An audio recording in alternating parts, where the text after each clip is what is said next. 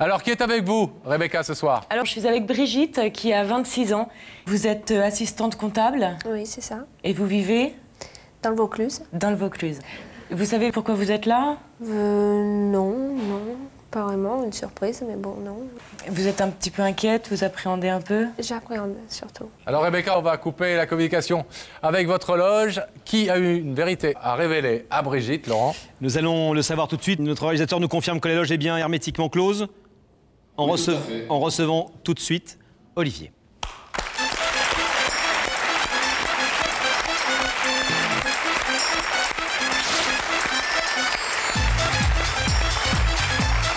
Bonsoir Olivier, asseyez-vous. Bonsoir. Alors Olivier, bonsoir. Bonsoir. Vous nous avez appelé pour parler à Brigitte, qu'on vient de voir, qui est un petit peu inquiète, qui appréhende, qui ne sait pas pourquoi vraiment elle est là ce soir. Qui est Brigitte pour vous? Brigitte, c'est une personne que j'ai rencontrée il y a 1 an et demi à peu près. Donc je suis tombé follement amoureux. On a vécu ensemble de suite quasiment. Et je pense que c'est la femme de ma vie, quoi. Alors, vous avez 4 enfants d'un premier mariage, oui, c'est ça? Vous êtes un vrai père de famille. Oui. Et je crois que les rapports entre Brigitte et vos 4 enfants se sont tout de suite très très bien passés. Très très bien passé parce qu'en fait, elle a pris la place quasiment de leur mère. Vous ne les avez pas toujours, vos enfants? Je ne les ai pas toujours. Vous êtes comme un papa divorcé qui a ses enfants tous les 15 Tous les 15 jours etc. et la moitié des vacances. Et à chaque fois que vos enfants étaient à la maison, Brigitte s'est conduite parfaitement bien. Tout à fait, oui. C'est un grand amour réciproque qui s'installe. Tout se passe très bien, mais un soir, il y a eu une grosse dispute, Olivier. Il y a une très très grosse dispute parce que bon, j'ai été violent. Et ça, je ne m'en pardonnerai jamais. Parce que je lui ai fait du mal.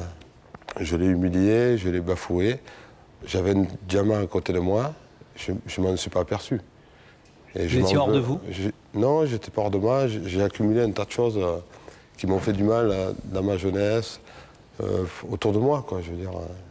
Et là, je m'en veux énormément. Et pourquoi? Quel rapport entre ce qui vous est arrivé dans votre jeunesse et cette colère, cette crise de colère que vous avez fait un soir? Parce qu'en fait, j'ai tout accumulé en moi, et jusqu'au jour où ça a craqué, quoi, je veux dire. Il a fallu que ça craque. Vous nous dites, je l'ai humilié, je l'ai bafoué, sans rentrer dans le détail. Oui. Ça veut dire quoi précisément? Je lui ai fait peur, quoi. Je veux dire, j'avais quelqu'un que j'aime et qui m'aime, je pense qu'il m'aime, à côté de moi, donc je l'ai bousculé, je lui ai fait très peur. Alors évidemment, Olivier, vous regrettez, en tout cas c'est ce que vous nous avez dit, vous regrettez cette attitude. Tout à fait, oui. Vous regrettez infiniment le départ de Brigitte. Et on vous a suivi à Avignon, on a pu constater à quel point là-bas, sans elle, la vie vous paraissait fade.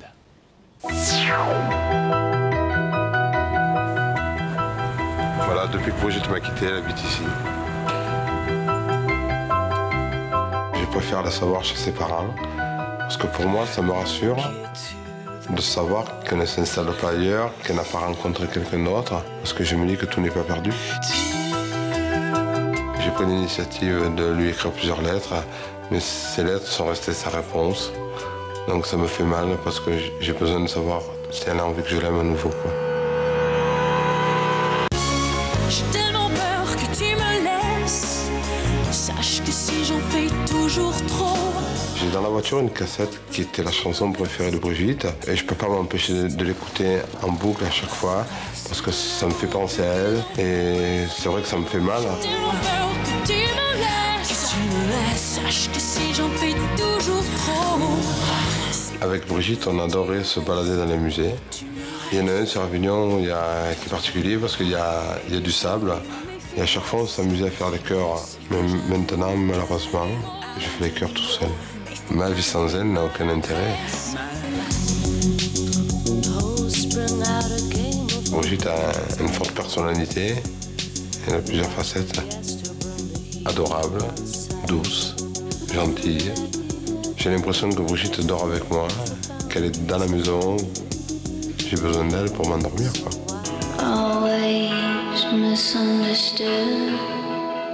Il y a un restaurant où on avait l'habitude d'aller. On avait une table qui nous était pratiquement réservée. Et là, depuis que je suis seul, j'y vais tout seul en espérant de revoir Brigitte, en espérant de la croiser. Être amoureux, je ne savais pas ce que ça veut dire, mais je crois que j'ai compris le sens du mot aimer. C'est vrai qu'elle a eu peur à un moment donné parce que bon, il s'est passé des choses dans ma vie où j'ai été un peu violent, où j'ai pas su la respecter, où j'ai pas su l'écouter. Elle était à côté de moi, j'ai pas ouvert les yeux, je ne la voyais pas en fait. Mais ça, il faut du temps pour le comprendre, il faut savoir le gérer. J'ai réalisé que Brigitte était la femme de ma vie et qu'on avait beaucoup d'années à vivre ensemble et que les meilleurs moments étaient à venir.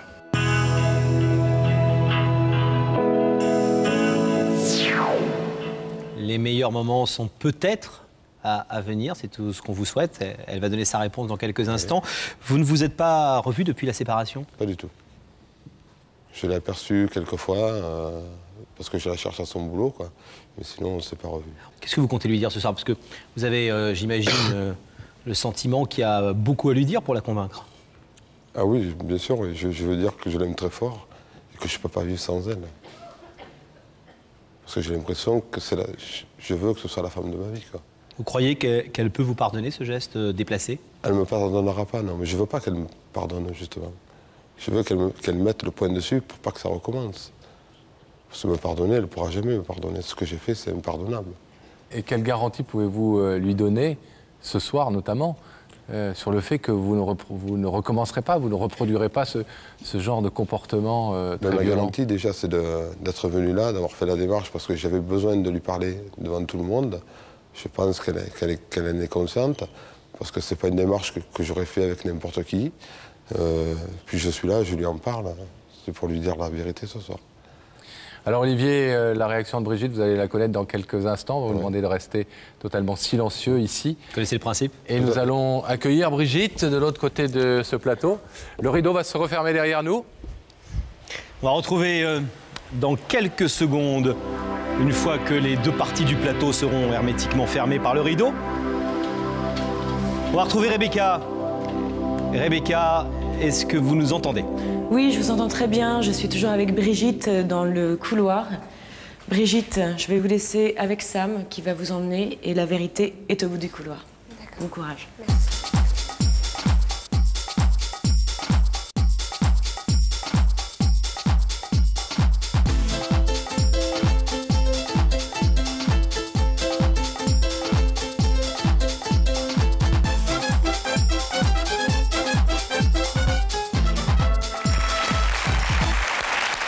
Brigitte, bonsoir. Bonsoir. Prenez place. Bonsoir Brigitte, asseyez-vous là. Brigitte, merci d'avoir répondu à notre invitation. Ce soir, vous le savez, quelqu'un a quelque chose de très important à vous dire. Il nous a demandé de vous faire venir pour ça. Cette personne est de l'autre côté de ce rideau. Est-ce que vous avez une petite idée de ce que ça peut être? Est-ce que vous croyez que ça peut être un reproche, un compliment, une bonne ou une mauvaise nouvelle? Non, je ne sais pas du tout, un reproche, je ne vois pas trop, donc non, c'est la surprise en fait. Alors pour vous aider à entendre cette nouvelle, nous sommes allés interroger quelques personnes qui connaissent la situation et pour leur demander le conseil ou l'avis qu'elles pouvaient vous donner. Écoutez le premier. Ce qui va t'arriver, Brigitte, c'est peut-être une chance. Mais il n'y a que toi qui puisses le savoir vraiment. Ah, Brigitte, est-ce que vous êtes quelqu'un qui reconnaît la chance quand elle passe devant elle et qui sait la saisir? La reconnaître, je ne sais pas, quoi, mais si je la vois, c'est sûr que je vais la saisir, quoi. Vous êtes du genre à saisir votre chance? Oui, si je la vois, je la prends.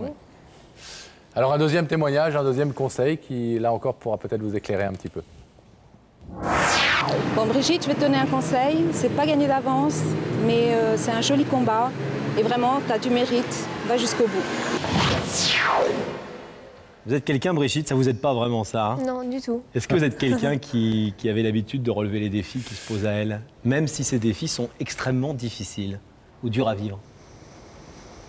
Je pense que la vie est faite de défis, de façon générale. Donc après, c'est selon le défi, je pense. Vous aimez les défis? Ça dépend lesquels. En ce moment, vous vous sentez de taille à les relever? Pas trop. Pas trop? Non, pas trop en ce moment. Bon, j'aime bien ça de façon générale, quoi. Alors est-ce que vous voulez savoir, Brigitte, qui est la personne qui est venue vous parler ce soir Oui, et qui se trouve derrière le rideau? Oui. oui. Alors vous allez regarder cet écran, s'il vous plaît, et la régie va faire apparaître l'image de cette personne.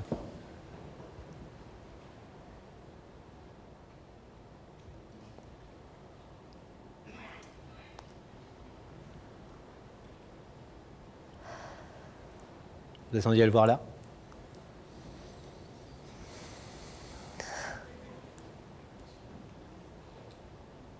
Il n'y a que la vérité qui compte, donc vous pouvez nous dire la vérité, toute la vérité, il n'y a aucun souci. Hein.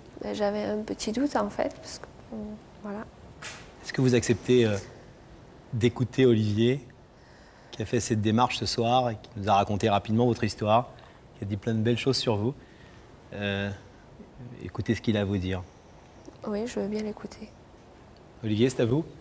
Oui, Brigitte, je voulais d'abord te présenter toutes mes excuses pour ce qu'on a vécu ensemble. Je suis en train de me soigner. Ce soir, j'ai peut-être fini de me soigner. Et je voulais dire que je t'aimais plus que tout au monde. Et que j'avais besoin d'être avec toi à tes côtés pour continuer ma vie. Voilà.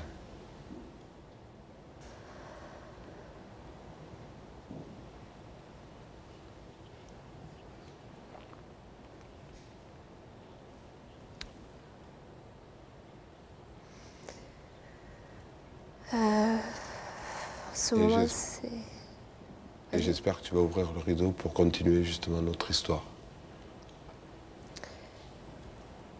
Le rideau, je ne peux pas l'ouvrir actuellement parce que moi j'ai beaucoup souffert, je souffre encore beaucoup et j'ai d'abord besoin de remonter à la surface, moi, d'abord. Donc je pense que j'ai besoin de pas mal de temps encore parce que tu m'as présenté tes excuses, bon, donc on sait pourquoi. Et pour le moment, c'est encore difficile. C'est très difficile pour moi.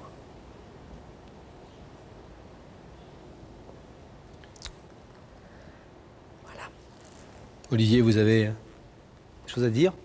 Oui, je pense que je vais respecter sa décision. Comme elle a dit, on a du temps devant nous, donc c'est à nous à gérer ce temps. C'est à moi de lui prouver maintenant que je vais changer, que j'ai changé. C'est à moi de lui prouver que je peux l'aimer. Comme on aime quelqu'un, comme on aime une femme qui doit être aimée. Voilà. On va demander à la régie de couper la communication par l'écran entre Olivier et Brigitte. Brigitte, est-ce que... Ça va? On a cru comprendre que... Ça va? Oui. Que vous vouliez du temps de réflexion.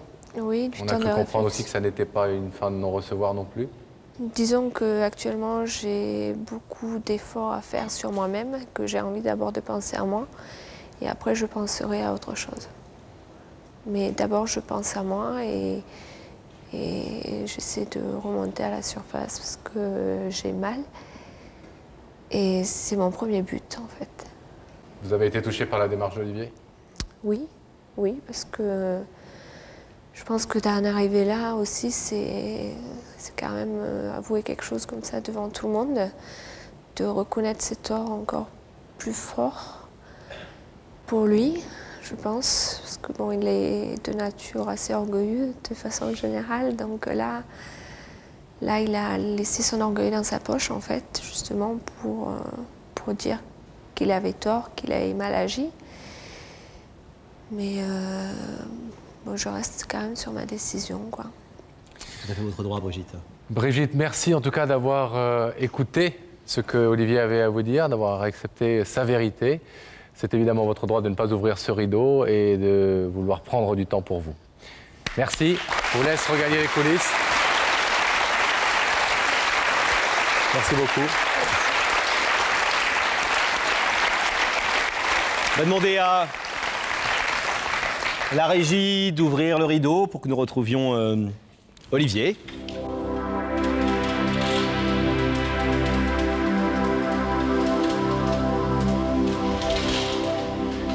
C'est la règle? Oui. Vous le saviez, notre équipe vous avait prévenu qu'il y avait des possibilités qu'elle ne soit pas prête. Oui. On donnait de vos nouvelles et on sera attentif. Vous le savez que notre équipe est proche de vous depuis quelques jours. Le temps arrange souvent les choses et je crois que c'est ce que Brigitte demande ce soir avant tout. On a besoin de temps aussi, oui, tout à fait. Merci Olivier. Bravo en tout cas. Au revoir.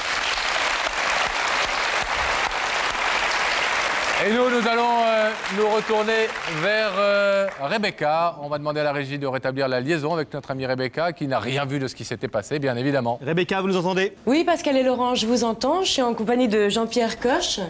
Donc on est tous les deux. Jean-Pierre, vous travaillez dans une compagnie des eaux? Des eaux, oui. Une société des eaux? Une société des eaux, oui. D'accord, et vous vivez en face de Nancy? À côté de Nancy, Fléville devant Nancy.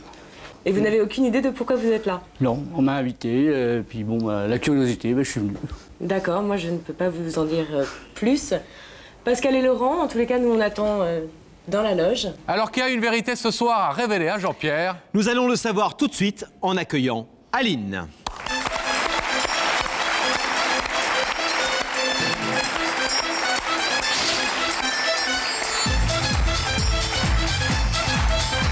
Bonsoir. Bonsoir Aline, merci. Bonsoir Aline. Vous allez bien Aline? Très bien. Alors qui est Jean-Pierre, Aline, que l'on vient de voir? Jean-Pierre, c'est mon papa. C'est votre papa? Oui. Et quel est le point de discorde entre vous qui fait que vous venez nous voir ce soir? Mon petit ami. Votre petit ami? Oui. Mon petit ami a 18 ans de plus que moi, donc 2 ans de moins que mon papa. Et ça pose quelques petits problèmes. Vous avez quel âge? 22 ans. Et votre petit ami en a 40? 40. Ah, et tu comptes toujours aussi bien. Donc, votre compagnon a l'âge vraiment de votre père? Mon papa a 42 ans. Ouais. Et quels sont les rapports entre ces deux hommes qui se connaissent, hein? Y a pas de, vous ne cachez rien? Vous êtes avec lui depuis... On a des relations comme toutes les familles, je l'espère. On a des repas de famille comme tout le monde, mais pour mon père, c'est très dur. Et je pense qu'il accepte mon petit ami par obligation. Ah. À votre avis, pourquoi réagit-il de cette façon, votre père? Son côté protecteur envers sa fille. Je suis sa première fille, il tient à moi, je le sais. Et c'est comme ça, il me croit encore petite. Il a l'impression qu'on lui vole quelque chose? Je pense. C'est l'âge de votre compagnon qui pose problème pour lui aussi? Sans doute. Je pense que tout père n'a pas envie que sa fille rencontre quelqu'un de 18 ans de plus qu'elle. C'est compréhensible, moi je le comprends. Comment ça se passe quand il se voit? C'est très froid? Non, c'est bien, mais sans plus. Mon père présente mon petit ami comme un ami. Pas comme son gendre, pas comme... une fois, mon ami a travaillé avec mon papa, il l'a présenté comme un copain. Pas comme son gendre, pas comme le petit ami de sa fille. Ouais. Il ne veut pas accepter cette liaison? Au fond, non, je pense qu'il l'accepte par obligation. Alors, si vous êtes là ce soir, c'est pas simplement pour nous dire je veux me réconcilier avec mon père, parce que, on l'a bien compris, vous entendez parfaitement bien avec votre père, même si avec votre petit ami, ça se passe pas forcément très bien. Mais surtout, parce que vous allez ce soir annoncer à Jean-Pierre une nouvelle ô combien importante. Oui, je vais annoncer à mon papa que d'ici 6 mois, il va être grand-père. Et ça risque... Je pense que ce soir, il risque de comprendre que c'est du sérieux. Alain, c'est l'homme de ma vie et que c'est la vie. Alors, on est allé vous voir un petit peu chez vous, vivre chez vous avec votre compagnon. Vous êtes amoureuse, vous êtes enceinte, vous auriez tout pour être heureuse, sauf qu'il manque effectivement à votre bonheur l'accord de votre père. Alain a 18 ans de plus qu'Aline et pourtant depuis 4 ans, leur amour est plus fort que tout. Alain, je l'aime. C'est dommage que mon père ne l'accepte pas. Je suis persuadée que c'est l'homme de ma vie. J'ai envie de faire ma vie avec lui, j'ai envie de construire quelque chose et j'ai envie que ce soit lui le père de mes enfants. Bonjour monsieur. Bonjour. Madame, vous allez vous installer ici. Dans 6 mois, la famille va s'agrandir et Aline n'ose toujours pas annoncer la nouvelle à son père. J'aurais aimé pouvoir appeler mon père et lui dire je l'ai vu, ça y est, il est là et je l'ai vu. Pour moi, le plus important dans une vie, c'est la famille, peu importe ce qu'il y a à côté. Du moment que mes parents, du moment qu'Alain soit là, et je veux que cet enfant ait son grand-père à côté, et je veux que mon père soit fier de cet enfant.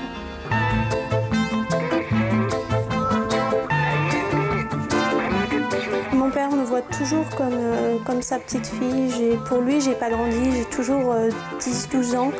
Maintenant, j'ai 22 ans et j'ai envie de faire ma vie, j'ai envie de voler de mes propres ailes et j'ai envie d'avoir cet enfant. J'ai hâte d'y être et de connaître enfin le moment où je vais donner la naissance à ce bébé. Et j'espère de tout cœur que les 2 hommes les plus importants de ma vie seront là à attendre ensemble. Si mon père n'acceptait pas la situation, ce serait terrible. J'en souffrirais beaucoup et il manquerait toujours quelque chose à mon bonheur. Une fille va devenir mère. Son père acceptera-t-il son rôle de grand-père?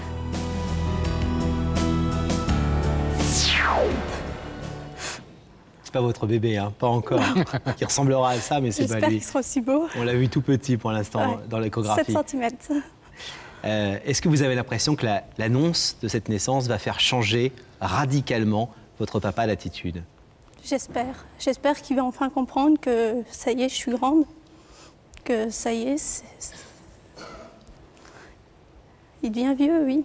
Et c'est comme ça, c'est la vie. Dans quelques instants, vous allez annoncer à votre père une info importante, certainement la plus importante de votre vie de jeune femme. C'est une façon de confirmer que cette histoire avec votre ami est une histoire extrêmement sérieuse. Il va devenir le papa de votre enfant. Quelle peut être, selon vous, la réaction de Jean-Pierre? Je ne sais pas. J'espère qu'elle sera bonne. Je pense qu'il va l'accepter, mais j'ai pas envie qu'il l'accepte comme il a accepté ma relation avec Alain. Je veux pas qu'il l'accepte ses enfants par obligation. C'est ce que vous allez lui dire? Je veux qu'il l'accepte parce que c'est son petit-fils et parce qu'il m'aime et puis qu'il accepte ma relation avec Alain. Qu'il accepte que sa fille, que vous, vous savez ce que vous voulez, vous savez que c'est l'homme de votre vie et que c'est celui avec lequel vous allez avoir ce bébé. Tout à fait. D'un choix totalement assumé. Oui. C'est ce que vous allez lui dire? Oui. Eh bien, sa réaction, on va la connaître dans quelques instants. On va vous demander, ou vous connaissez le principe, de ne plus dire un mot jusqu'à ce qu'on vous dise que vous pouvez parler.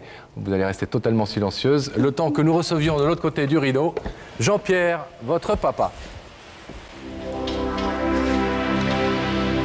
Et on va demander à la régie de nous remettre en contact, Laurent, avec Rebecca, qui est aux côtés de Jean-Pierre et qui n'a rien suivi, bien évidemment, de ce qui s'est passé dans les minutes qui ont précédé. Oui, je suis là avec Jean-Pierre, qui va donc partir dans ce couloir. Je tenais à préciser que Jean-Pierre n'est pas venu tout seul, il est venu avec Obélix. Donc je vais laisser... Et Pascal est avec moi. Hein. Ah, alors je laisse Jean-Pierre partir avec Sam. Et la vérité est au bout du couloir, Jean-Pierre.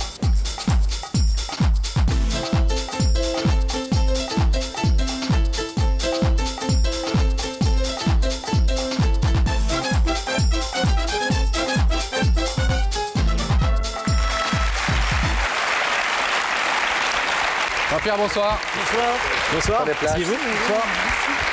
Jean-Pierre, merci d'avoir répondu à notre invitation. Derrière ce rideau, Jean-Pierre, figurez-vous que quelqu'un a quelque chose de très important à vous dire.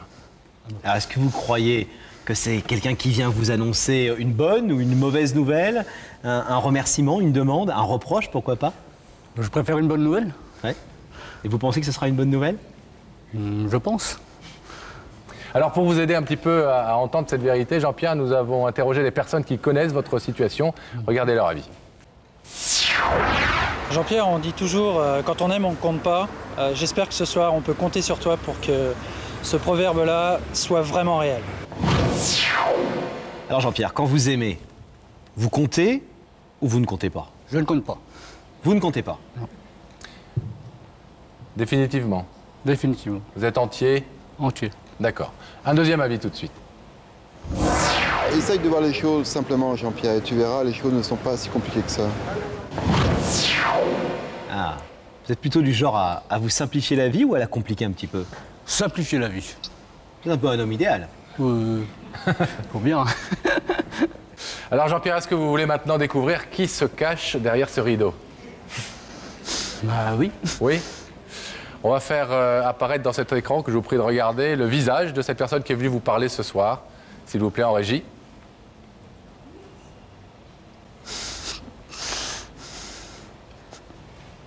On ne vous présente pas? Non, pas la peine. Est-ce que vous souhaitez écouter ce que votre fille a à vous annoncer ce soir? Oui. Oui? Oui. Bonsoir papa.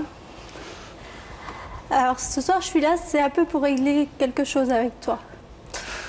Je suis avec Alain depuis presque 5 ans et quelque part, t'acceptes pas. Et je le sais, tu le caches pas. Je pense que t'acceptes un petit peu par obligation. Mais ce soir, je suis là, c'est aussi pour t'annoncer quelque chose.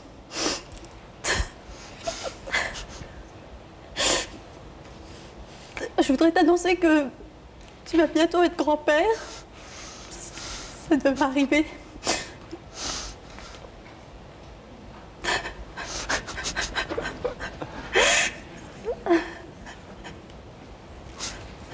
Ça te dit quelque chose?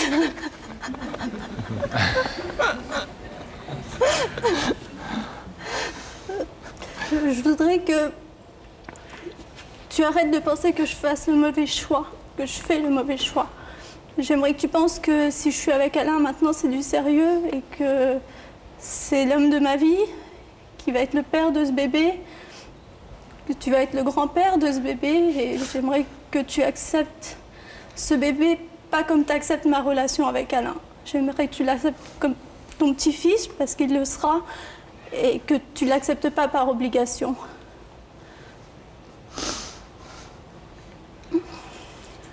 Votre fille vous disait tout à l'heure qu'elle sait que vous l'aimez énormément, elle vous aime énormément, plus que tout. Vous êtes l'homme de sa vie, comme elle dit, l'autre homme de sa vie.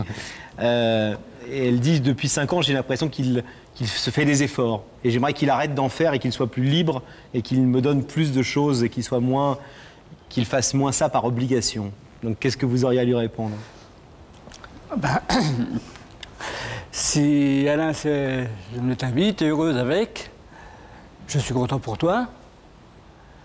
Moi, je te souhaite tout le bonheur qu'un père peut te souhaiter à sa fille.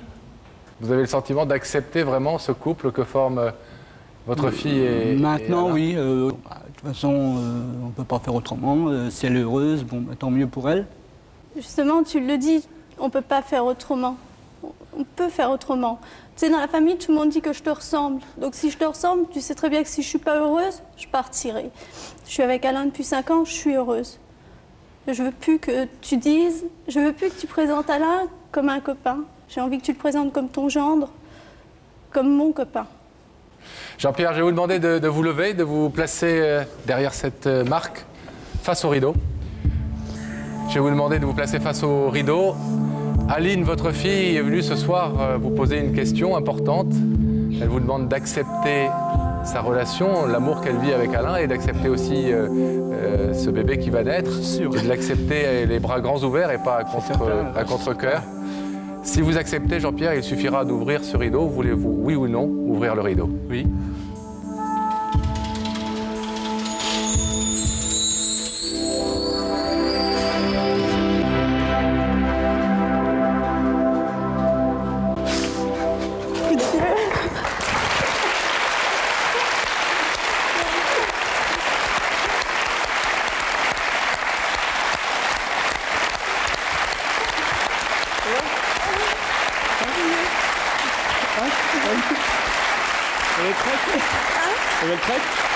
Plus que toi, ça fait.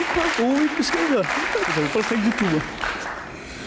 On va vous laisser découvrir les joies de la maternité et les joies de la grand-paternité, je sais pas si on le dit. Plein de bonheur pour vous deux en tout cas. Et pour toute la famille qui va s'agrandir bientôt. Au revoir. À bientôt. Laurent, nous allons nous retourner vers Rebecca. Rebecca, avec qui nous allons demander à la régie de rétablir le contact puisqu'elle n'a rien vu, rien entendu encore une fois. Rebecca, ce qui se passait là. Toujours enfermée dans votre petite loge, ça va bien? Ça va très bien, je suis enfermée avec David qui est à mes côtés. David qui est pâtissier boulanger. Oui, exactement. En Vendée? En Vendée, oui. Et ce soir, vous savez pourquoi vous êtes ici? Non, j'en ai aucune idée. Pas de stress, vous êtes plutôt détendu? J'attends, je vais voir, ça va être la surprise. Alors n'abusez pas trop des gâteaux, Rebecca. Non mais il est venu sans gâteau, je suis dans la loge sans gâteau. Vous risqueriez de devenir comme moi ensuite. Je vais faire attention.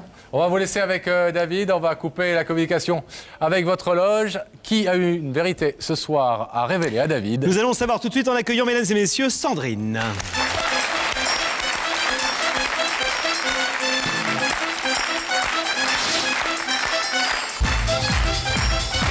Bonsoir Sandrine, ça va bien? Asseyez-vous. Ça va bien. Bonsoir. Qui est David? Ah là là, David, c'est une personne que j'aime énormément, qui me fait souffrir parce qu'il me fait attendre. C'est un homme que j'ai rencontré il y a 1 an, on a eu une relation très très courte. Et pendant ces 1 an, j'espère toujours quelque chose de sérieux. Comment est-ce que vous vous êtes rencontrés? On s'est rencontrés en boîte de nuit parce que j'avais flashé sur lui, on n'avait pas remarqué. Donc moi, je suis retournée un peu dans l'époque jeunesse, j'ai demandé à une copine de m'aider. Et ça a marché, mais ça n'a pas duré longtemps, c'est ça le problème. Ça a duré combien de temps? 1 semaine et demie. Là. Non, 1 semaine et demie. Pourquoi est-ce qu'il a rompu cette relation? 1 semaine, c'est très court, mais au-delà de cette semaine, ça veut dire quelque part qu'il... Mais il avait des problèmes, donc un petit problème de santé, il est en arrêt maladie. Puis bon, David, quand il a un petit problème, il préfère pas faire souffrir personne. Donc c'est là qu'il a préféré lâcher. Il se referme dans sa coquille? Voilà, c'est ça le problème. Et depuis quelques mois, depuis que cette histoire est terminée, en tant qu'amoureux, vous êtes toujours proche de lui? Ah, pire, de pire en pire. Parce que je le vois pratiquement tous les week-ends, je le vois la semaine. Il ne se passe rien. Je fais 7 km tous les jours pour le voir dans un café. Simplement pour le voir, quoi, 10 minutes, un quart d'heure. Parler avec lui? On se dit simplement bonjour. Et il y a quelques temps, j'étais à une soirée en boîte de nuit et il me surveillait énormément. Il a avoué à ma propre cousine qu'il avait des sentiments pour moi, mais pour l'instant, il n'était pas prêt parce qu'il voulait faire souffrir personne. Qu'est-ce qui tend à vous faire penser, en ayant eu juste une relation d'1 semaine avec lui, que c'est vraiment l'homme de votre vie? Parce que moi, pour moi, le coup de foudre, ça n'existait pas. Et j'ai vraiment eu un flash pour lui. Il n'y avait que lui. J'étais aveugle sur les autres, il n'y avait que lui. Et ça dure? Et ça dure toujours. C'est bizarre cette façon de se voir sans se voir comme ça, presque en copain et encore à peine. C'est pas frustrant? Ça fait très très mal. Je souffre énormément parce que j'en pleure dans les bras de ma mère, dans les bras de ma cousine, parce qu'il voit l'amour que je veux donner pour lui, puis pour l'instant lui il me repousse. Donc, Et qu'est-ce qui vous fait penser qu'en faisant appel à notre émission et en venant nous rencontrer ce soir, et en lui disant ce que vous allez lui dire un peu officiellement et devant tout le monde? J'ai tout essayé, j'ai été le voir plusieurs fois pour lui avouer l'amour que j'avais envers lui. J'espère que moi, que je vienne jusqu'ici pour lui prouver que je l'aime. Donc c'est une belle preuve d'amour, je trouve. Ça va le toucher? J'espère. Vous croyez que ça va être ça, sa réaction? Je sais pas, parce qu'il a vécu un passé qui a un peu souffert. Il n'a pas eu de chance avec une fille. Est-ce qu'il a peur de retomber amoureux? En ce moment, il y a de la peur. Sandrine, on vous a bien prévenu en préparant cette émission, notre équipe vous prévient depuis quelques semaines. Il est possible qu'il vous dise non, qu'il continue de vous dire non. Il n'y a pas plus de raisons ce soir qu'il vous dise oui. Est-ce que vous êtes prête à entendre ce non et peut-être à faire définitivement, à clore définitivement cette histoire, parce que vous n'allez pas vivre en permanence dans cette attente? Ça dépend du non. Si c'est un non, pas pour l'instant, je serai encore patiente. Et si c'est un non, si c'est vraiment non, je me fasse une idée, il ne faut pas non plus... Alors quelle va être sa réaction? Eh bien, quelques minutes de patience vont vous permettre de le savoir. On va vous demander de rester encore effectivement quelques instants dans le silence avant de vous déclarer. Et nous allons recevoir David de l'autre côté du rideau. Le rideau va se refermer derrière nous, bien évidemment. Et David, lui, il est aux côtés de Rebecca, oui. Encore une fois. Oui, je suis dans le couloir avec David, que je suis presque obligée de retenir tellement il est curieux. Il veut absolument aller sur le plateau. Donc je vais le laisser en compagnie de Sam. Et David, la vérité est au bout du couloir. On y va.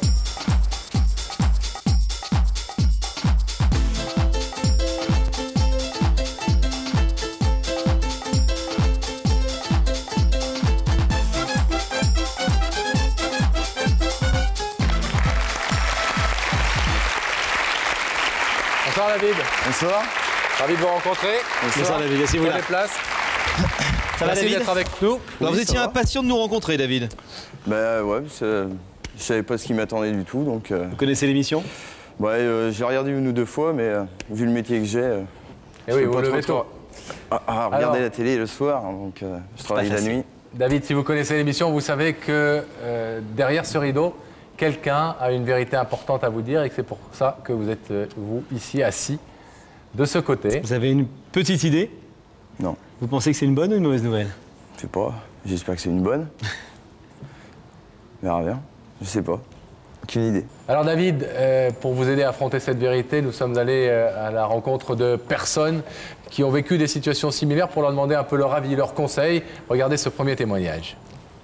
Si j'étais à ta place, je resterais bouche bée. Qu'est-ce qui vous laisse sans voix, David, dans la vie? Je vois pas, pour le moment.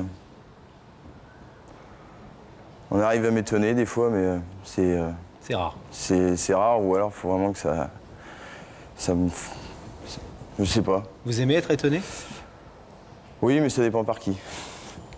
Alors on va voir si J'ai vous des allez aimer ou préférences. pas. Mais avant cela, un deuxième avis, un deuxième conseil. Oh là là, tu vas vivre un moment exceptionnel. Est-ce que vous aimez, David, vivre des moments exceptionnels? Ouais. Mais non, je vois pas. Alors est-ce que vous voulez savoir, on va mettre fin au suspense, est-ce que vous voulez savoir qui est de l'autre côté de ce rideau, qui est venu vous parler ce soir? Ouais, bah oui. Oui. Je suis venu là. Maintenant, on va voir. La régie va faire apparaître le visage de la personne qui est venue vous parler, qui a une vérité importante à vous dire.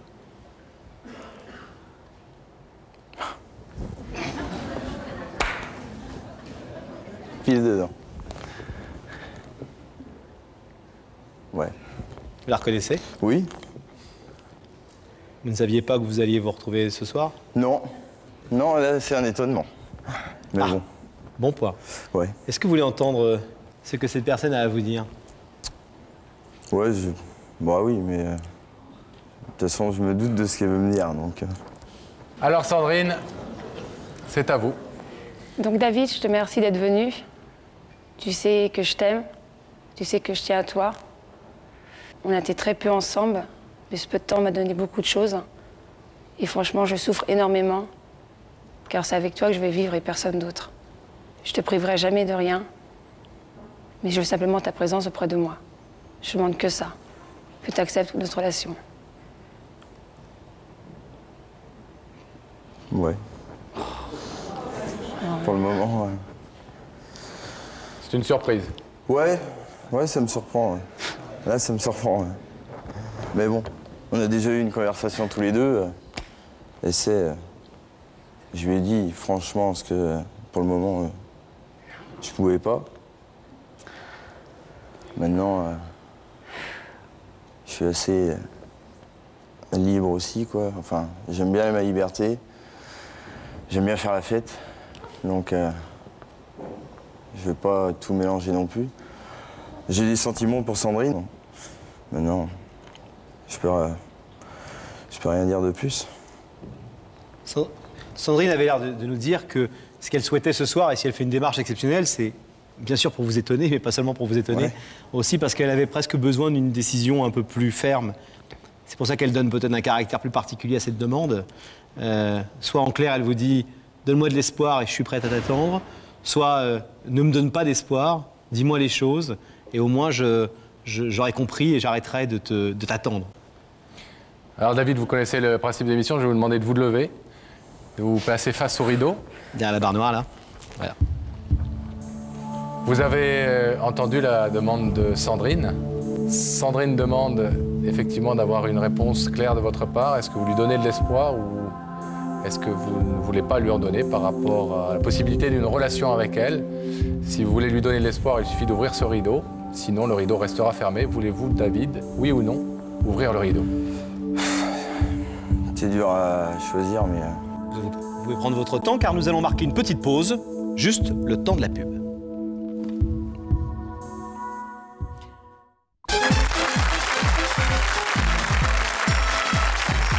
Retour sur le plateau de Y'a que la vérité qui compte. Alors, vous avez eu le temps pour réfléchir, pour prendre votre décision. Voulez-vous, oui ou non, que ce rideau s'ouvre?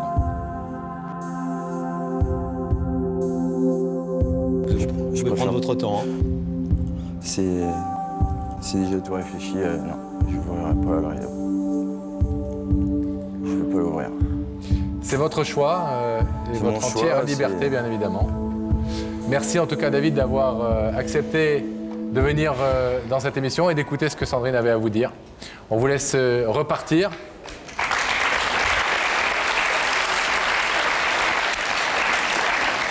On va demander, une fois que David sera sorti, cette émission, nos témoins ne se rencontrent pas avant l'émission et ils ne se rencontrent pas après lorsqu'ils ne souhaitent pas se rencontrer. On va maintenant demander à Gabriel Coteau, notre réalisateur, d'ouvrir le rideau pour que nous puissions pas consoler, mais retrouver Sandrine. Sandrine, désolée, vous êtes une jeune femme J'ai une réponse maintenant. courageuse, certainement Ça fait mal, mais... triste ce soir, mais au moins vous avez votre réponse. Moi, je suis sûre maintenant. Ça fait mal, mais au moins, effectivement, vous avez la vérité et vous ne vivez plus sur Voilà, l'attente. des fantasmes ou des chimères. Voilà. Mais cela dit, c'est pas pour vous consoler que je dis ça, mais tout l'amour que vous avez en vous et dans votre cœur trouvera, croyez-nous, on a une petite expérience, quelqu'un a dit ça tout à l'heure, on est un peu plus âgé que vous, trouvera obligatoirement et dans quelques temps la personne qui sera la bonne personne à qui vous pourriez donner tout ça. J'espère. Bravo en tout cas d'avoir fait cette démarche. Et puis on vous souhaite plein de bonheur. Merci. Ça viendra, c'est sûr. Au revoir.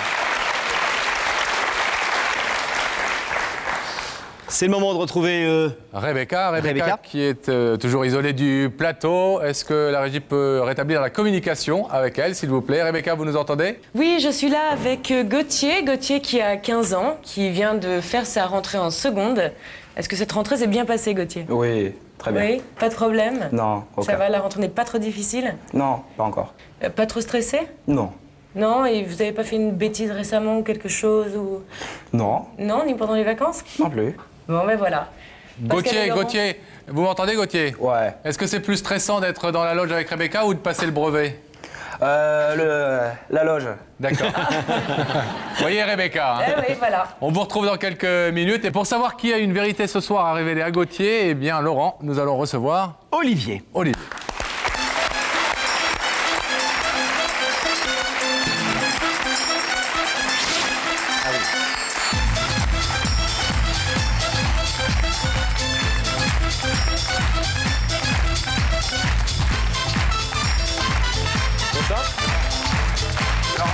Bonsoir Olivier. Bonsoir Olivier. Installez-vous tranquillement. Merci d'être là. Non, c'est avec plaisir. Nous venons de voir Gauthier. Qui est Gauthier? C'est mon premier fils. Dans j'en ai 3, c'est le premier. Qui a maintenant 15 ans et demi. Maxime, le deuxième, a 13 ans et Charles, le troisième, a presque 9 ans. Donc c'est lui qui est le plus grand. Alors, il y a 6 ans, Olivier, vous avez vécu un dramatique accident, un accident de voiture. Exact. Cette histoire a bouleversé non seulement votre vie, mais celle de votre famille. Olivier vient d'avoir 40 ans, c'est un homme heureux et un mari aimant. Papa comblé, il est le chef d'une petite famille de 3 garçons. La vie des Glorites est douce et paisible jusqu'à ce maudit jour du 13 octobre 1996. Accident de voiture, choc latéral. Olivier Glorite passe à travers le pare-brise avant. Bilan, 13 jours de coma avec un traumatisme crânien sévère. Aucun souvenir de ce sommeil profond. Réveil difficile, il faut réapprendre à marcher, à parler. Ce sera 3 ans d'un combat quotidien, mais porté sans relâche par l'amour des siens. Et ce soir, un père guéri s'adresse à ses enfants. C'est bien résumé. Très bien, très bien. Ce qui vous est arrivé. Quelles séquelles aujourd'hui vous avez? On voit que... Aucune. Quelles séquelles vous avez aujourd'hui de cet accident? Blague à part, il y a une dysarthrie, difficulté à la parole, à l'élocution, une grande fatigabilité et une difficulté à la marche, à l'équilibre. On a d'ailleurs pu le constater. Tout ce qui est équilibre est très difficile. Je ne cours plus, je ne joue plus au foot, je ne fais rien.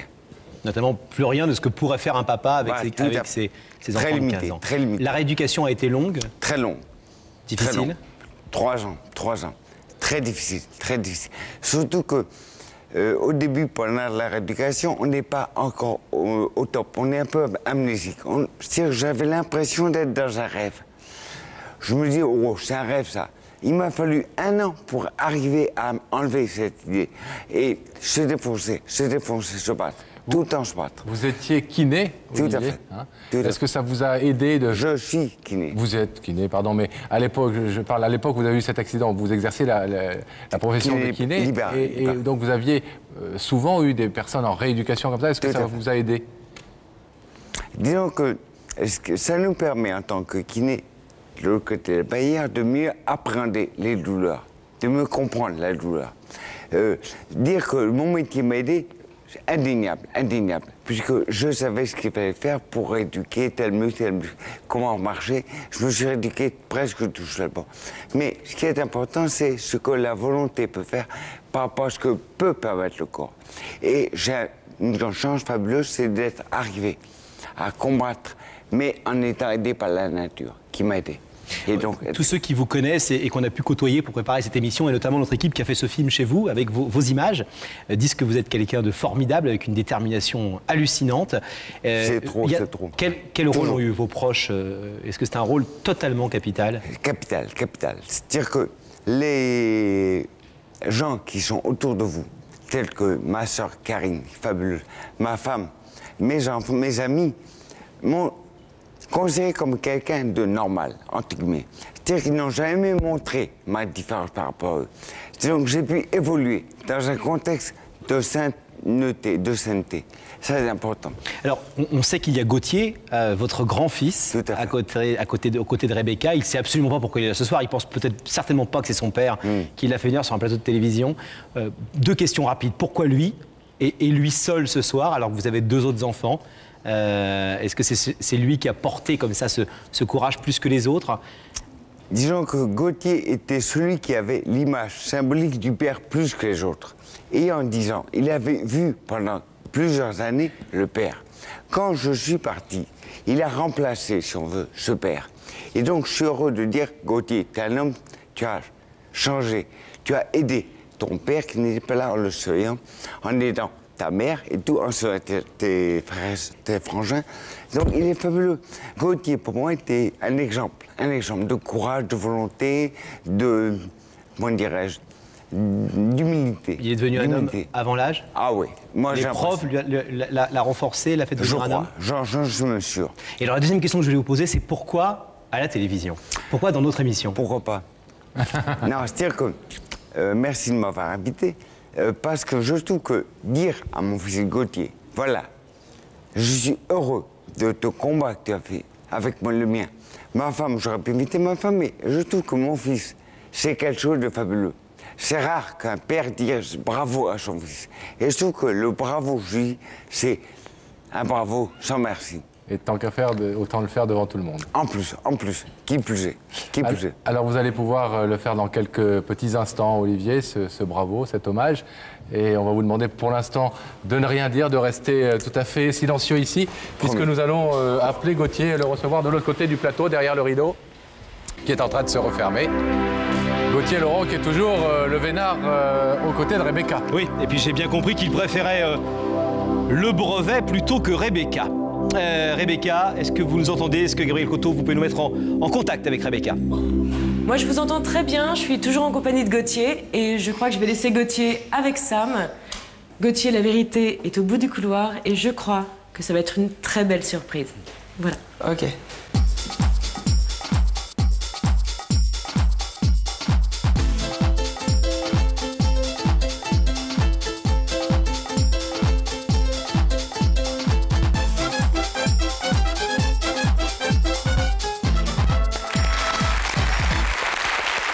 Bonsoir Gauthier. Bonjour. Bienvenue. Bonsoir Gauthier. Asseyez-vous là. Asseyez-vous. Merci d'avoir répondu à notre invitation. Merci d'avoir accepté de passer ce moment dans la loge avec Rebecca. Ça n'a pas été trop difficile? Non. Gauthier, ce soir, quelqu'un a quelque chose de très important à vous dire et cette personne se trouve de l'autre côté de ce rideau. Non, on ne voit pas. Vous pouvez chercher. Beaucoup ont essayé, aucun n'a réussi. Est-ce que vous croyez que c'est une bonne ou une mauvaise nouvelle? Bah, j'espère une bonne, comme tout le monde. Vous êtes un peu ému? Un peu stressé, oui. Un peu. Alors, on est allé à la rencontre de quelques personnes qui, peut-être, ont un avis, un conseil à vous donner. Écoutez. Gauthier, on m'a dit que tu avais beaucoup de qualités, mais celle-là, elle n'est pas à la portée de tout le monde. Quelles sont vos qualités, Gauthier? Si vous pouviez les définir comme ça, 2-3 qualités que vous avez, ça serait quoi? Je suis calme. Pas tout le temps. Si. Sinon, je vois pas, non. Bon élève? Oui. Prenez vos responsabilités? Vous n'êtes pas le genre à accuser quelqu'un d'autre dans la classe, par exemple, un truc comme ça, quand vous faites une bêtise? Faut voir. Alors tout de suite, un deuxième avis, un deuxième témoignage, Gauthier. Gauthier, je suis sûr que tu ne t'attends pas à ça. Ça va te faire un choc. Mais remarque, c'est bien mérité. Alors vous êtes très jeune, Gauthier, vous avez 15 ans. Est-ce que vous avez déjà vécu des grandes choses dans votre vie, des chocs, positifs ou négatifs? Est-ce qu'il y a des choses qui sont passées dans votre vie et qui ont été soit dures, soit très belles?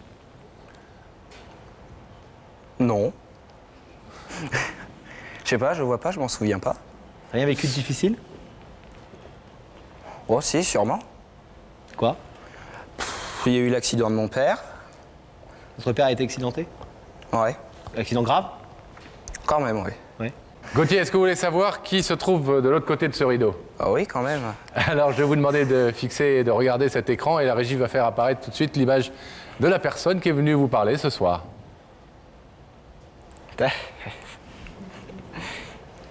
Je m'en doutais.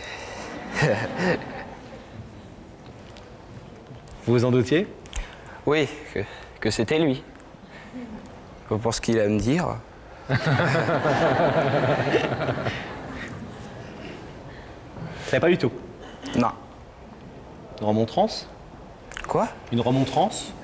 Non. Vous avez fait une grosse bêtise récemment? Non. Il cherche, hein. Est-ce que vous voulez entendre ce que votre papa a à vous dire, Gauthier? Bah oui. Ça doit être quelque chose d'important puisqu'il a quand même déplacé la télévision pour vous le dire. Oui. Alors qu'il aurait pu vous le dire hier soir. Oui. Ça aurait été une bonne idée quand même. Hein. Olivier, c'est à vous. Gauthier, bonsoir. Je tenais à te rendre hommage, à dire un grand merci pour tout le courage dont tu as fait part. Je te dis un grand merci devant tout le monde. Qui, mieux que moi, pouvais-je t'amener à la télévision, hein? C'était sûr, ça. Bon. Donc, un grand merci, Gauthier. C'est ça que je voulais te dire, un grand merci.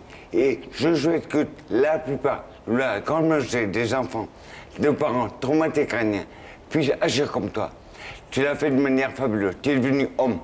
Merci, Gauthier. Ton papa te dit merci, homme.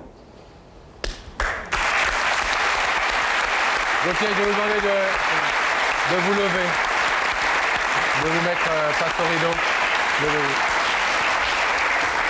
Votre père, ce soir, a voulu vous rendre hommage, voulu dire à tout le monde, à tous les téléspectateurs, au public qui est ici, présent sur ce plateau, à quel point il était fier de vous, fier du petit homme que vous aviez été à la maison et auprès de lui quand il a eu son accident.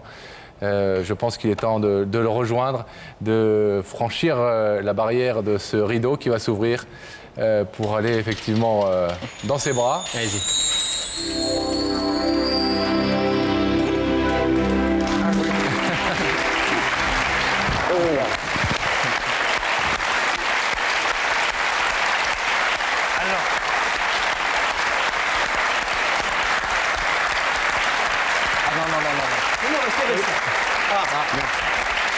Une surprise? Une surprise. Je te rends hommage, je dis merci pour tout ce que tu as fait. Je te donne. Non. C'est bien. Merci. Gauthier, cette guitare, ça veut dire quelque chose d'important pour vous, je suppose? Oui. Beaucoup. Beaucoup? Pourquoi? C'est la sienne. Et c'est un objet qui a une valeur essentielle pour Olivier? Ouais, c'est toute sa jeunesse. Parce que je crois que vous avez fait le conservatoire, on peut le dire. Tout à fait. Vous êtes un très très grand guitariste, un bon guitariste. J'étais assez bon. Maintenant, je ne peux plus jouer du tout. Alors, je l'offre à Gauthier en sachant que lui pourra en jouer. Il faut dire quand même, parce que je veux pas que vous partiez avec juste une auréole au-dessus de la tête, qu'avant vous étiez terrible parce que vous vouliez même pas qu'on la touche cette guitare à la maison. Non, du tout. C'est ça? Ah, non, non. La prunelle de monsieur, la prunelle de monsieur. Eh bien, elle a 30 ans, écoutez, elle est comme neuve. J'ai toujours entretenu avec précaution. J'ai l'impression qu'il a saisi toute la portée de ce geste, de ce cadeau, une sorte de passage de relais ou de flambeau. Et merci de lui avoir dit aussi bien toute la fierté que vous avez pour lui. Allez-y ensemble. À bientôt. Bravo. C'est le moment de retrouver Rebecca. Rebecca, est-ce que la régie peut nous mettre en contact avec sa loge totalement insonorisée, où évidemment elle n'entend avec ses témoins ni ne voit rien de ce qui se passe sur ce plateau. Rebecca, vous êtes là? Alors tout de suite, je suis avec Nicolas. Nicolas qui a, bonjour. Bonjour. Qui a 21 ans. Vous êtes dans la restauration? Restauration, serveur banquet. D'accord. Nicolas, je crois savoir que vous avez un petit bébé. Oui, de 8 mois, qui s'appelle Alexis, voilà. Très bien. Et vous avez des passions dans la vie? C'est les jeux vidéo, je consacre que ça, quoi. Tout votre temps passe dans les jeux vidéo? Voilà. Est-ce que vous avez une petite idée de pourquoi vous êtes là, Nicolas? Je sais pas. Du tout? Non. Eh bien, on va faire patienter Nicolas quelques minutes en votre compagnie. Et Rebecca, qui, ce soir, a une vérité, Laurent, à révéler à Nicolas? Nous allons le savoir tout de suite en accueillant, mesdames et messieurs, Leslie.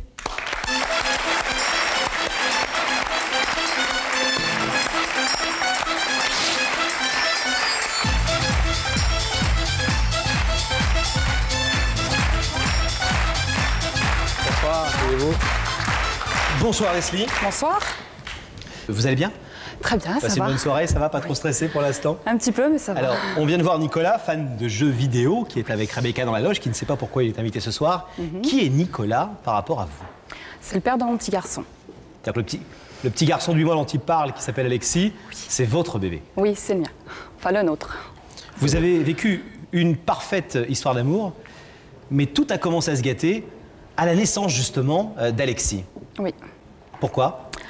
Je pense que j'en ai trop donné à Alexis. Je me suis trop occupée de lui, j'avais peur de ne pas être une bonne mère pour lui, et j'en ai trop donné à Alexis, et j'ai délaissé un peu Nicolas. Mais allez, vous vous êtes séparés depuis, on l'aura compris, vous aviez des reproches, parce que c'est vous qui avez décidé de la séparation au départ, vous aviez des reproches à faire à Nicolas? Oui, parce que c'était toujours jeux vidéo, il ne s'occupait pas assez de son fils, pas assez de moi. Sûrement parce qu'il m'en volait, parce que je l'ai délaissé un peu, je sais pas. Vous ne savez pas, vous lui reprochez de ne pas avoir assumé suffisamment son rôle de papa. Oui. Pourquoi, à votre avis, ne l'a-t-il pas fait autant que vous le souhaitiez? C'est un problème de maturité? C'est un problème de... Peut-être, oui, parce que bon, Nicolas est jeune, on est jeune quand même, d'avoir eu Alexis si tôt, et puis bon, j'en demande beaucoup aussi. Comment vous avez pris cette décision extrêmement importante? Il y a des mamans dans le public ce soir, et je pense, vous qui êtes maman et qui nous regardez ce soir, vous comprenez ça ou vous ne le comprenez pas? Comment vous avez pu prendre cette décision de vous séparer du papa de votre enfant juste parce qu'il n'assumait pas son rôle de papa? Il vous a pas trompé? Il n'a pas été odieux? Non, non, non, pas du tout. Parce que je pensais en prenant un peu de recul avec lui qu'il allait réaliser qu'il était papa et que j'avais besoin de lui, mais bon...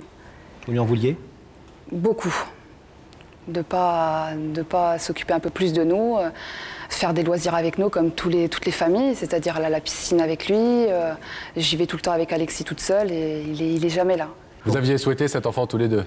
Bien sûr, oui, oui. Ouais. Alors aujourd'hui, vous êtes là ce soir, vous êtes venu nous voir parce que vous regrettez cette décision. Je regrette énormément et puis je voudrais lui demander pardon parce que je lui ai fait énormément de mal et je veux qu'il revienne. Et c'est pendant cette période-là où on s'est séparés que je me suis aperçue que je l'aimais énormément et de vivre sans lui, j'en suis malheureuse et j'ai besoin de lui. C'est vrai qu'élever son enfant toute seule, c'est pas facile. C'est encore plus dur quand l'homme qu'on aime n'est pas là, auprès de soi. C'est ce qu'on a pu constater en allant vous voir vivre chez vous, en Moselle.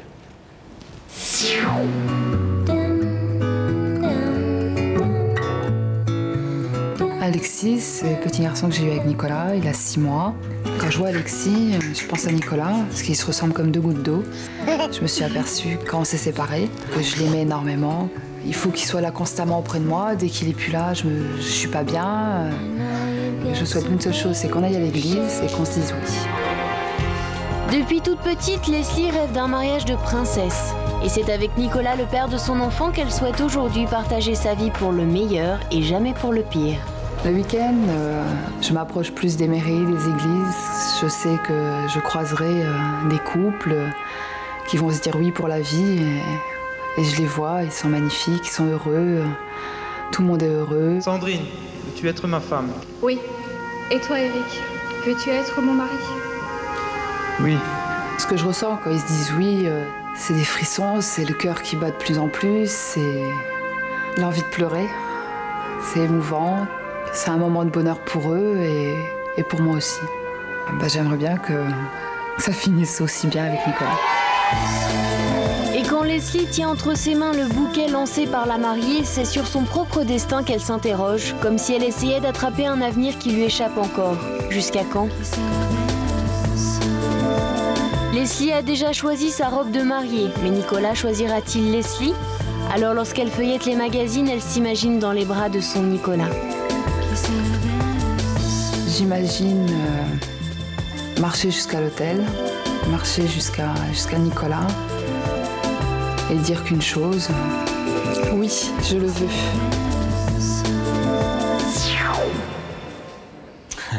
Toujours beau les histoires de mariage, les images de mariage. Est-ce que vous croyez, avant que vous lui fassiez votre demande, que Nicolas a pu changer en quelques mois? Est-ce que vous avez l'impression que la séparation d'avec lui, que vous avez décidé, lui a été utile également pour réfléchir? Je pense. Un petit peu quand même. Aujourd'hui, malgré tout, vous êtes prête à accepter ses défauts s'il y en a encore? Oh, bien sûr, oui. C'est-à-dire qu'en clair, vous préférez un mari présent, même si c'est, j'allais dire, un enfant de plus à la maison?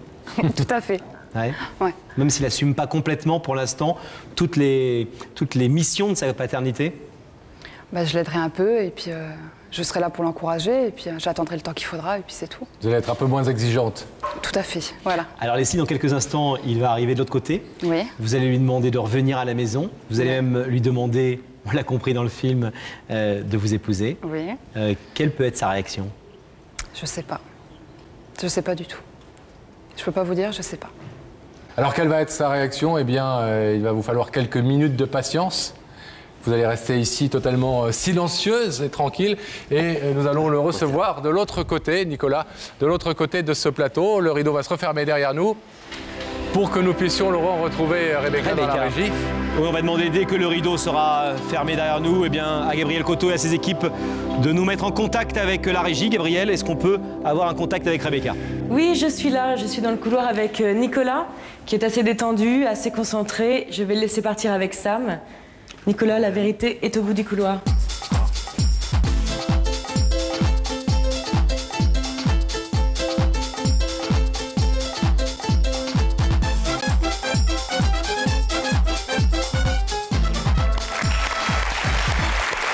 Bonsoir Nicolas. Bonsoir Nicolas. Prenez place. Bonsoir. Merci. Voilà.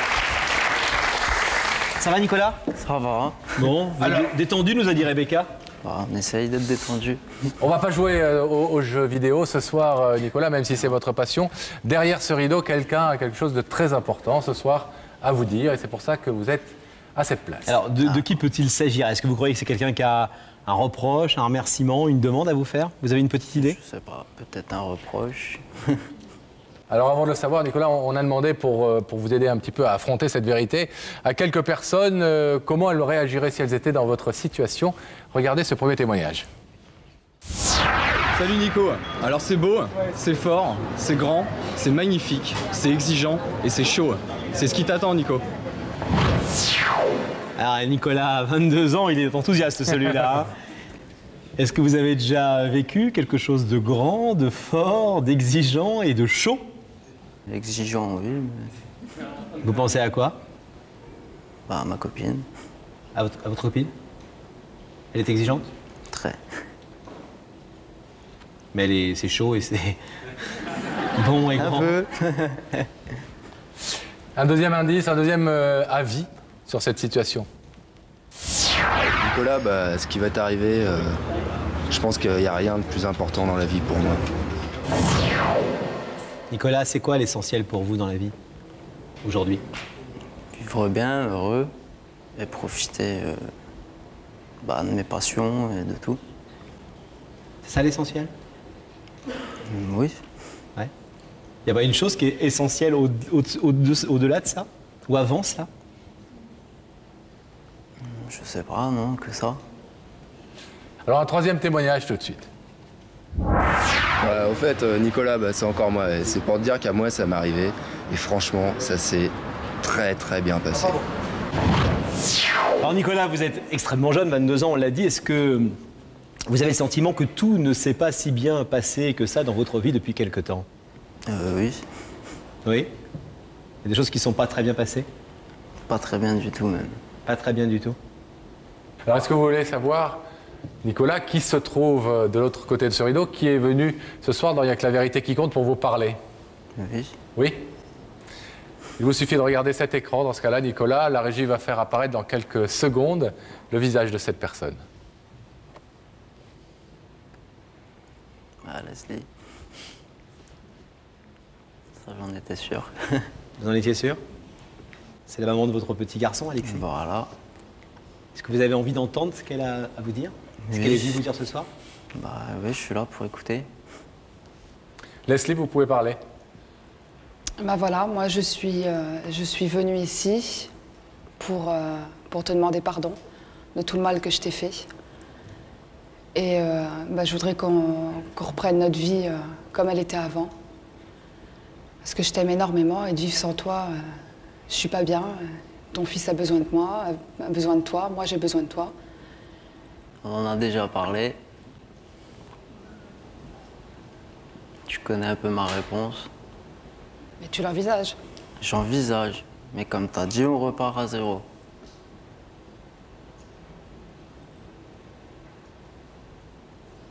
On repart à zéro, ça veut dire quoi? On a eu des petits soucis dans notre couple, donc on a une séparation. Donc reprendre tout bien. Que tout se passe bien par la suite. Leslie? Vous voulez dire quelque chose, Leslie? Que je l'aime énormément. Et il y a une petite chose aussi, c'est que je voudrais qu'on se marie.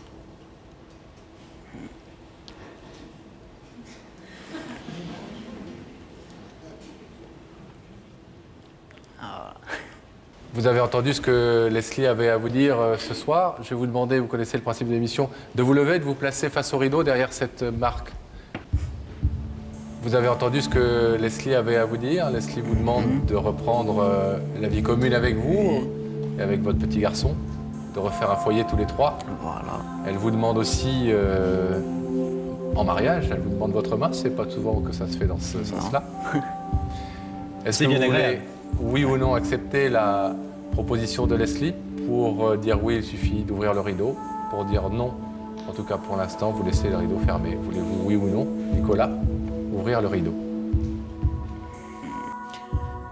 Avant de nous donner votre décision, nous allons nous arrêter quelques instants, le temps de la pub.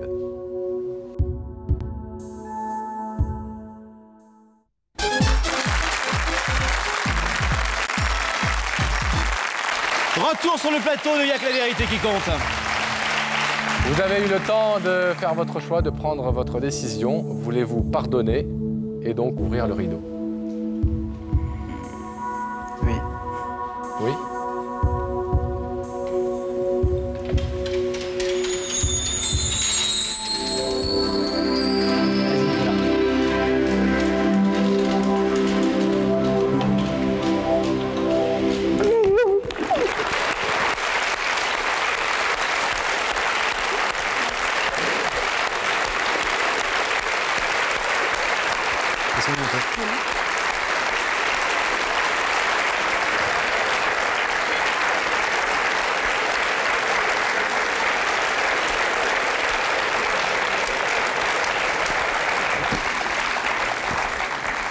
Bon, les amoureux?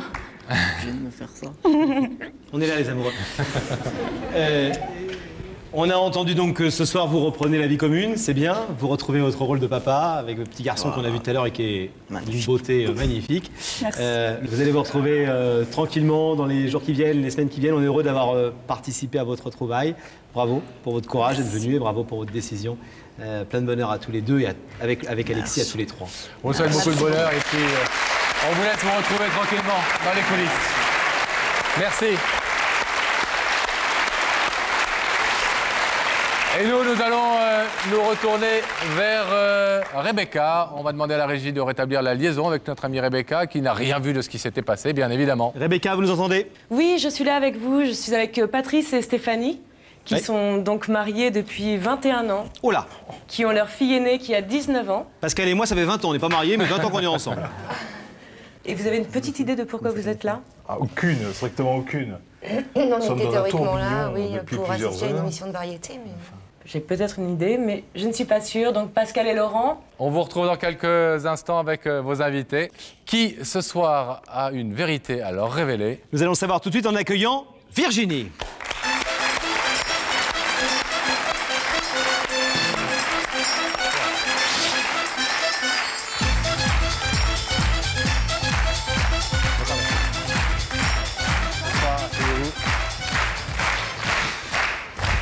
Bonsoir Virginie. Bonsoir.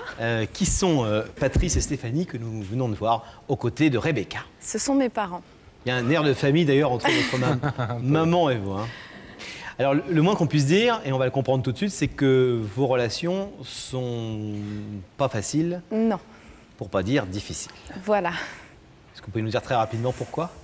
Parce que depuis que mon fiancé est décédé, il y a eu de la tension entre nous et ça passe très très mal. Et ça fait 1 an maintenant que, à chaque fois qu'on se voit, on se dispute. Donc c'est pour ça qu'aujourd'hui, j'aimerais bien essayer d'arranger les choses. Alors vous vivez aujourd'hui, Virginie, chez votre grand-mère maternelle, voilà. Qui est très proche de vous. Oui, très proche. Mais pourtant, vous êtes triste, on va le voir, de cette mésentente avec vos parents.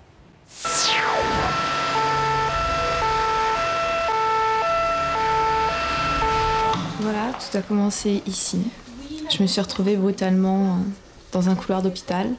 Je venais d'apprendre que l'homme de ma vie venait d'avoir un accident de voiture. Quand je suis arrivée, il était déjà trop tard. Je savais pas du tout sur qui m'appuyer, je savais pas quoi faire. Plusieurs fois, j'ai senti que plus rien me retenait sur cette terre et j'ai eu envie de disparaître, d'aller le rejoindre, lui, la personne que j'aimais. J'ai compris que le seul moyen de m'en sortir, c'était de retrouver une vraie relation avec mes parents. Malheureusement, les parents de Virginie ne sont pas conscients du drame qu'elle vient de vivre. L'incompréhension et la solitude s'installent. Plus seule que jamais, Virginie commence à avoir des idées noires. Je voulais prendre des cachets. Je voulais en finir. Et même là encore, je sais pas si j'ai encore envie de rester en vie. Vous voyez, là, je suis devant la maison. J'ai constamment envie de les voir, mais j'ai constamment envie de les quitter au bout de 5 minutes parce que ça va plus du tout. Et ça me peut plus durer parce qu'il s'est passé trop de choses graves dans ma vie pour que je puisse le supporter plus longtemps. C'est indispensable de se trouver proche de ses parents pour s'en sortir, pour avancer dans la vie. J'ai besoin d'eux. J'ai besoin de les sentir près de moi, j'ai besoin de savoir qu'ils sont là pour me guider. J'ai besoin de sentir que si jamais un jour je vais tomber, ils seront là pour me rattraper. Pour moi, retrouver mes parents, c'est vraiment une question de vie ou de mort. Selon vous, pourquoi vos parents ont autant de mal à vous comprendre? Parce que je pense que je suis quelqu'un d'assez compliqué au niveau caractère. On est tous les trois très, très butés, très, très fiers les uns comme les autres. Personne ne fait jamais le premier pas, il y a jamais... c'est toujours des disputes continuelles, les mots montent, le ton monte. Vous avez le droit de nous dire que vous avez l'impression et le sentiment d'avoir fait vous-même des erreurs et de... Ah, moi, j'ai fait beaucoup d'erreurs, oui, j'ai fait beaucoup de bêtises et je le reconnais. J'ai eu tort. Oh, exemple, il y en a beaucoup. Enfin, je vois... j'ai délibérément mis mon année scolaire en l'air, excusez-moi l'expression, et bon, c'est vrai qu'ils ont eu tort, ils ont eu raison très souvent et je les ai pas écoutés. Pourquoi est-ce que vos parents n'acceptaient pas le garçon qui partageait votre vie et qui visiblement avait autant d'importance pour vous? Ils aimaient pas son style, ils aimaient pas son mode de vie. C'était assez compliqué quand même comme situation. C'est un gros nœud pour vous, ça Oui, très gros. Et alors, qu'est-ce que vous êtes venu leur dire ce soir à vos parents? Je suis venue leur dire qu'ils me manquent, que je les aime, que j'ai besoin d'eux pour continuer dans la vie, que j'ai besoin d'être guidée, que je me suis rendu compte que j'avais fait beaucoup d'erreurs et que j'ai vraiment besoin aujourd'hui d'avoir des conseils pour avancer. Vous savez comment ils vont réagir? Pas du tout. Pas du tout? Non. Vous êtes prête à affronter la réaction, quelle qu'elle soit? Quelle qu'elle soit. Vous aurez le sentiment d'avoir fait le premier pas, en tout cas. Voilà. Quelle va être leur réaction, Virginie? On va le savoir dans quelques instants, puisque nous allons les accueillir tout de suite de l'autre côté du plateau. Vous restez pendant ce temps, bien évidemment, totalement silencieuse ici, de ce côté du rideau. Et nous allons demander à la régie de nous mettre en contact avec Rebecca dès que le rideau sera fermé. Il l'est. Rebecca, est-ce que vous nous entendez? Oui, je suis avec Patrice et Stéphanie qui commencent à se poser des questions, à être un petit peu nerveux. Donc je crois que le mieux, c'est que je les laisse en compagnie de Sam. Patrice et Stéphanie, la vérité vous attend au bout du couloir. Merci, Rebecca.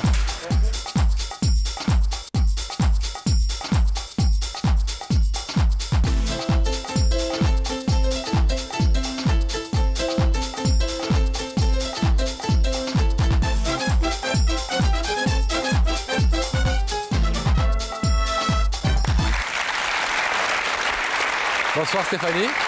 Bonsoir Patrice. Bonsoir. Prenez place. Bonsoir. Bonsoir. Patrice et Stéphanie, en tout cas, merci d'avoir répondu présent à notre invitation. Derrière ce rideau, il se trouve que quelqu'un que vous ne voyez pas, vous ne pouvez pas voir, c'est pas la peine d'essayer de regarder. Quelqu'un que vous ne voyez pas a quelque chose de très important ce soir à vous dire, et c'est pour ça qu'elle nous a demandé, cette personne, de vous faire venir ici.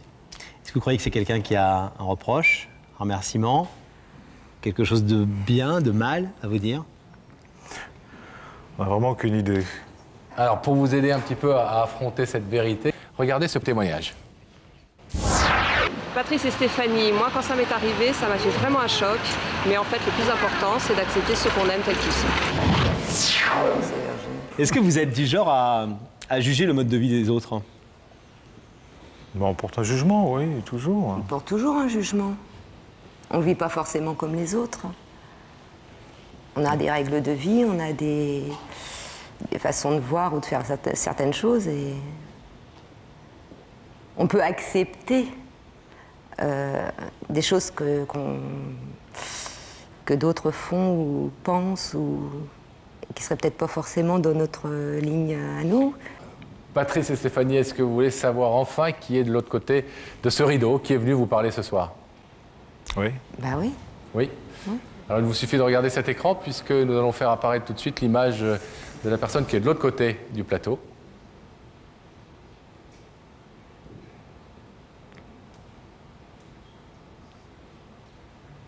Vous la reconnaissez, bien sûr. Oui, là on connaît, oui. Bah oui, on la reconnaît, oui. Notre fille Virginie. Est-ce que vous souhaitez entendre ce qu'elle a à vous dire? Mais bien sûr, oui. Virginie, c'est à vous. Alors, d'abord, merci d'être venu, nous êtes déplacés. J'avais plusieurs choses à vous dire. Tout d'abord, je voulais vous dire que je vous aimais beaucoup et que vous me manquez, que je sais que ça n'a pas toujours été facile entre nous, que la communication a été rompue depuis très longtemps maintenant. Mais j'aimerais bien faire des efforts, je reconnais mes erreurs, je sais que j'ai eu tort. Et j'aimerais que vous puissiez m'aider à poursuivre ma vie, à me guider pour mon avenir, à me donner des conseils. Donc voilà, quoi, je vous aime très fort et vous me manquez beaucoup.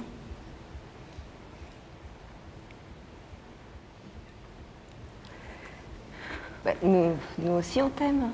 On te l'a déjà dit, on te le dit souvent, on te le dit tous les jours. Oui, quand on peut te voir. Oui, quand on arrive à te voir, oui. Quand tu acceptes de nous écouter. Mais je vous écoute, mais vous ne comprenez pas toujours forcément ce que moi je vous dis. Donc en fait, effectivement, on ne voit pas les choses de la même façon. Vous avez le sentiment de l'écouter, vous? Moi, oui, j'ai le sentiment de l'écouter. On a eu des conversations très fortes, toutes les deux à certains moments. J'avais l'impression qu'effectivement quelque chose passait, qu'un message passait. Et en fait, on se rend compte très rapidement, enfin je me suis rendu compte très rapidement qu'au moment où on a eu la discussion, effectivement le courant passait, mais qu'un jour, 2 jours ou 8 jours après, tout ce qui s'était dit, c'était complètement passé aux oubliettes. Et donc c'est vrai que moi j'ai l'impression de remuer du vent depuis déjà 1 an, 2 ans. Bon, on a quand même une petite expérience. Donc il y a des choses qu'on voit d'un autre œil. Et donc quand on lui donne des conseils ou quand on lui la met en garde contre quelque chose, bon, elle en fait qu'à sa tête en fait. Donc bon, et ce qu'on lui reproche, enfin moi je parle pour moi en tout cas, ce que je lui reproche c'est ça, c'est de toujours nous dire oui mais de ne jamais faire. Alors Patrice et Stéphanie, le principe de cette émission n'est évidemment ni de juger ni même d'entrer dans le détail du conflit. Je vais vous demander en revanche de vous lever, de vous placer face au rideau. Le principe de cette émission, en revanche, c'est d'essayer éventuellement de pouvoir jouer les médiateurs. Vous avez entendu Virginie. Elle vous demande, elle est venue ici vous demander une réconciliation, une reprise du dialogue. Vous pouvez dire ce soir oui ou non en décidant d'ouvrir le rideau. Est-ce que vous voulez, oui ou non, tous les deux, que ce rideau s'ouvre? Oui. Bah, nous, la reprise du dialogue, on la souhaite depuis longtemps. Donc oui, on souhaite. Demande aujourd'hui. Donc si c'est elle qui le demande, bien sûr que oui. Donc on va ouvrir votre rideau. Eh bien, il va s'ouvrir.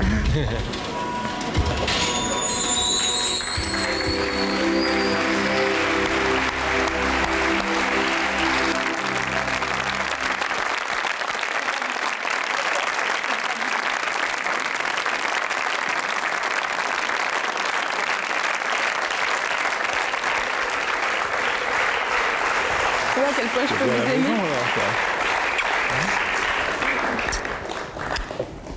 Voilà, on va vous laisser tous les trois. Approchez-vous. Vous aurez largement le temps de mettre en œuvre ce que vous avez dit, ce que vous nous dites depuis des semaines, depuis qu'on prépare cette émission avec vous. Ça va, vous êtes soulagés? Un peu, oui. Vous, quand vous avez la maman à la maison, vous avez la fille, parce qu'elle se ressemble comme deux gouttes d'eau. Hein. Oui.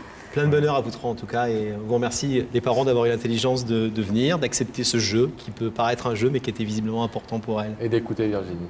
En espérant, comme vous le dites, que tout ça sera suivi de plein d'effets. De bonnes intentions. C'est ce qu'on vous souhaite, plein de bonheur. Merci. Merci. On vous laisse repartir. Merci. Vous dire tout ce que vous avez à vous dire. Merci. Au revoir. C'est le moment de retrouver pour la dernière fois de Rebecca. Rebecca, vous êtes toute seule dans la loge? Et je suis toute seule, toujours enfermée dans la loge.